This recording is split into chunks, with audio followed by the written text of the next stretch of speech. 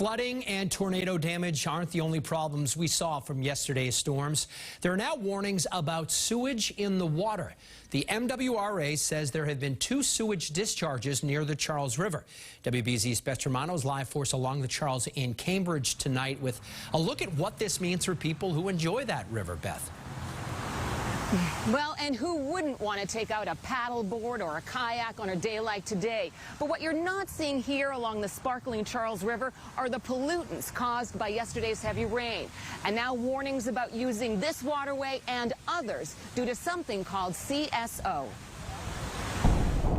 As he gets ready to launch his paddleboard for a ride on the Charles River, Brian is taking a few precautions. Just don't fall in. That's it. Just don't fall in. Stay on the water. There's like more bacteria than usual because all the runoff. At Paddle Boston, the red flag warning is up today due to expected high bacteria counts in the Charles. And the MWRA is warning to avoid contact with the waterway for the next 48 hours. The problem is what's called combined sewer overflow.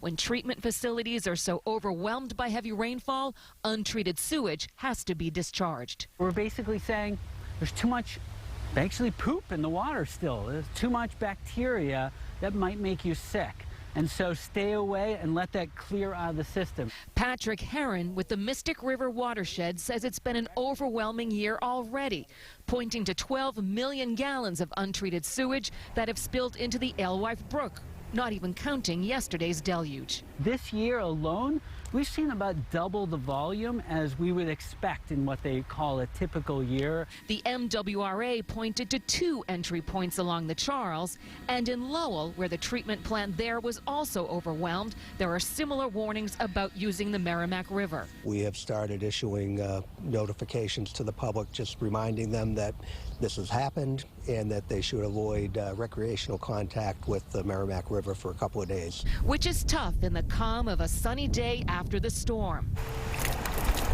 Which is why at Paddle Boston, there's a lot of hand washing among the staff, especially when that debris gets caught on their docks. A lot of the gunk will get caught in our corrals. As you can tell, there's a lot of trash in there.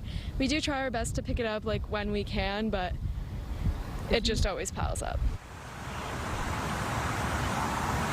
Now, in fact, impacted communities have to be notified by treatment facilities when there is untreated sewage discharge. It was a law that was signed 2 years ago, and that helps the public make an informed decision about taking out that paddleboard or kayak here.